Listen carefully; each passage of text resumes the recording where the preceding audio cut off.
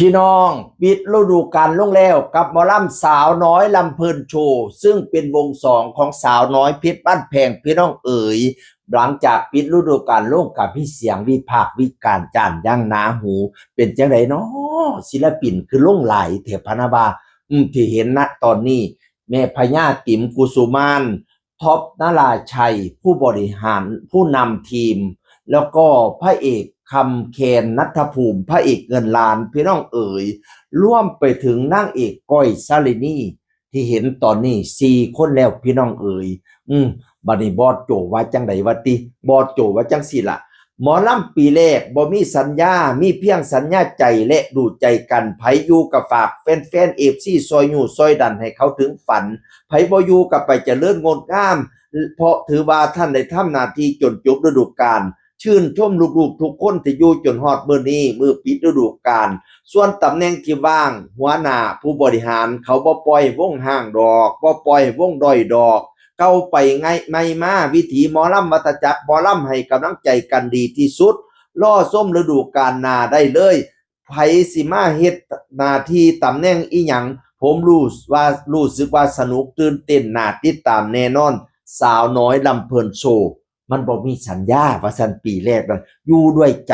ผู้ใดไปใครจะเลิ่นหงเฮียงเด้อผู้ใดอยู่กับซอยอยู่ซอยดันแน่ว่าซั่นบอดโจแล้วว่าสำหรับตำแหน่งที่หัวหน้าที่ว่างลงผู้นำที่ว่างลงท็อปนราชัยพี่น้องเพิ่นก็มาล่าลงคือกันพี่น้องเอ่ยก็สิมีผู้ใหม่มาแทนดอกสาวน้อยลำเพิ่นโชว์มาโพดว่าจังซี่ล่ะเจ้าภาพบ่ต้องกังวลนะคะเก้าไปไม่มาหัวหน้าหนุ่มผู้นำทีมงานคนใหม่ดีกี่บ่ธรรมดามีผู้ติดตามถึง500,000 คนคนที่ทุกท่านรู้จักดีอุ๊บว่าซั่นว่าผู้ใดเนาะคนที่ทุกท่านรู้จักดีหัวหน้าคนใหม่สิมาแทนท็อปนราชัยนี่ผู้ติดตาม500,000 คนปาดบ่แม่นธรรมดาดิเพราะสมัยนี้มันเป็นยุคโซเชียลแห่งผู้ติดตามหลายมันก็ดังไว้ไปไกลไว้พี่น้องเอ่ยเพราะว่า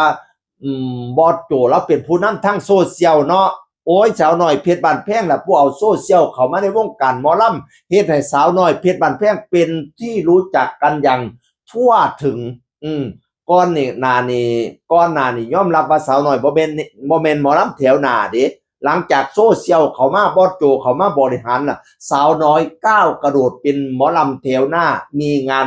200 กว่างานต่อฤดูกาลพี่น้องเอ๋ยโพดโพบักโง่บักแตงบัดนี้ผู้นำคนใหม่เพิ่นว่ามีดีกรี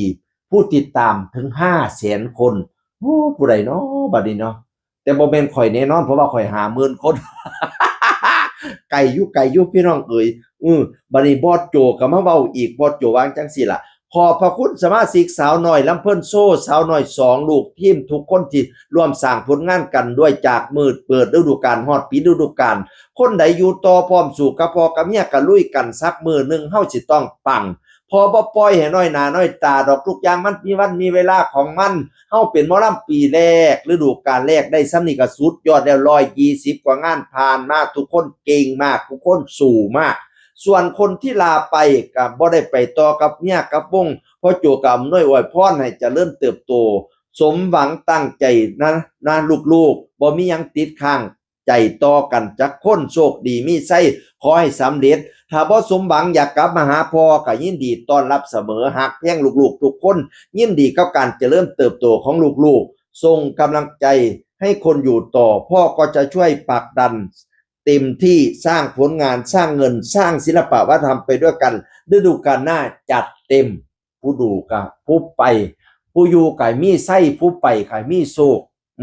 เฮาได้ซ้ำนี่ดีแล้วเป็นหมอลำปีแรกได้ต้อง120 งานมันสิค่อยเป็นค่อยไปมันสิปังดอกพอสิให้ได้ปังดอกมันมีวันมีเวลาของมันอยู่พะนะว่า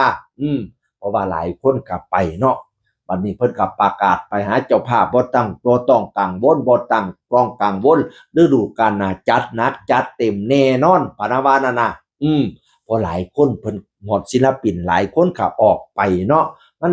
120 งานคันสิถือว่าหลายบ่ก็หลายสำหรับหมอลำคณะใหม่